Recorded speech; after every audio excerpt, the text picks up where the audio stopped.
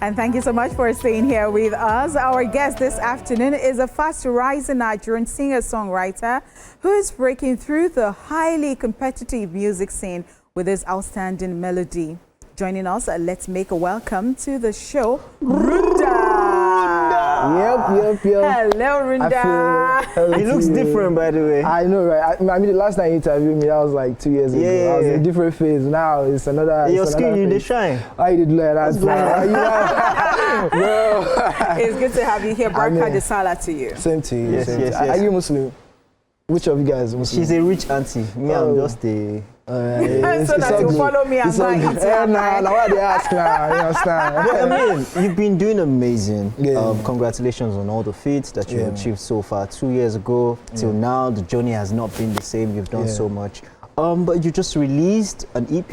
An album, my debut album. Your debut album, actually. How's that going? How's that journey going so far? It's amazing, bro. It's been going really amazing. I mean, Roma of the album is already doing crazy numbers, and I feel like people really connect to the album, you know, and it's a blessing for me to finally drop my debut album. It's been a long time coming, so starting with this album, it represents like my hood, where I'm coming from, and you know, the vision I have for myself. So yeah, the title of the album is Behind Closed Doors. All right, interesting. I really want to know what's going on behind closed doors, and that is the reason I'm going to ask her this question, because you know, we took the news and Timaya was talking about how things are so easy for artists these days, because it was quite difficult that time. You know, they can stream, they can put stuff on, you can just do something in your room, and if somebody likes it on TikTok and it blows, you know, you're on top of the world and all that. So now, you still hear artists complain about so many challenges, even as somebody like Timaya thinks that these people,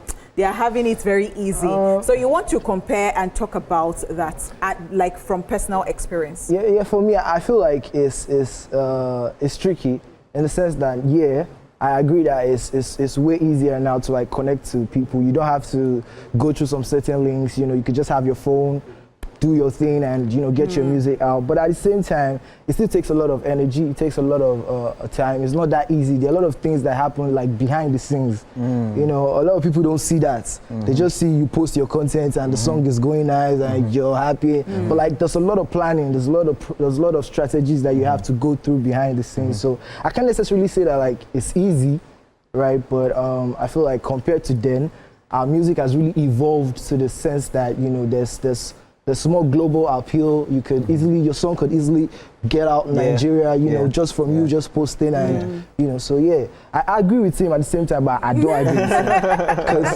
Because no matter how the situation it is, there's always going to be challenges. It's never easy, right? But different clients, different challenges. But I believe that, you know, it's way easier now. It's better because you can connect to your fans, connect to audience. You can create a fan base, you know, independently without having to like. Back in the days, you have to go through probably a certain label or some stuff like that. Well, but to be honest, big ups to them, the OGs. Actually big ups. They paved way. They went through a lot for us to have like, you know, this moment right now. So big ups to him. Amazing. Talking about your album, let's check out your song with Peruzzi, and then we'll be right back to talk more about Behind Closed Doors. All right. Alright, we still have Runda right here with us, and we've been talking about your works. We've been talking about Behind Closed Doors. Like, tell us more about Behind Closed Doors. And of course, it is June. The year is racing. Last year was very fast. We thought it was very fast, but this year is fast too. It's too fast. This is flash. Really fast, actually. So, I want to know your plans. So, what are your plans? I think I'll start with the first question. For Behind Closed Doors, it's an album that really talks about like introspection, like looking into myself, you know, looking out all the noise and being in my own space, trying to understand myself. Because the last time we had a conversation then, 2 years ago, I told you I had like an issue with my label. You know, so at that point in time, within that time and like till last year, you know, I had to really like get myself locked in and understand who I was. Do you understand? Reflect. Do you understand? Reconnect to my roots and like understand who I really was. So I feel like that's where the name Behind Closed Doors came from. Because I had the name even before starting starting the songs. I like the fact that you talked about this, taking out time to reflect and all that. And recently there was an issue about record label as well. So I'd like you to share your experience very quickly. But the question is, I mean, King Madi recently had an issue. She went off social media for the longest time. She had an issue with our label as well, but she has not yet addressed so many things. But from your own personal experience, what are these crazy issues behind closed doors that we don't get to know? I feel like, especially for my case, I can only speak for my case, and if I'm speaking for my case, I feel like at that point in time, I was new, you know, and I didn't really understand like a lot.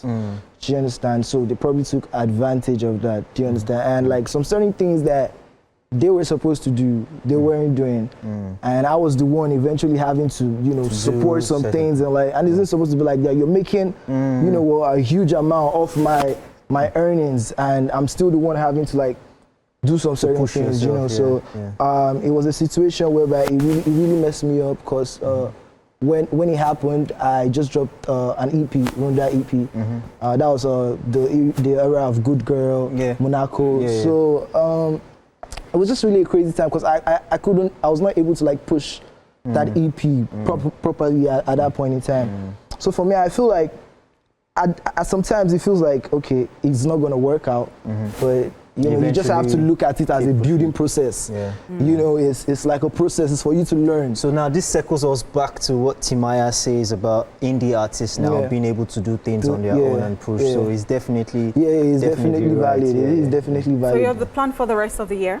I'll be starting like a uni tour very soon. So for the album, you know, so I'm also hoping I could do like an African tour, but that's still on pending. The uni tour is the most important thing right now for me. How many features do you have on this album? So technically, I had 2 features on the album.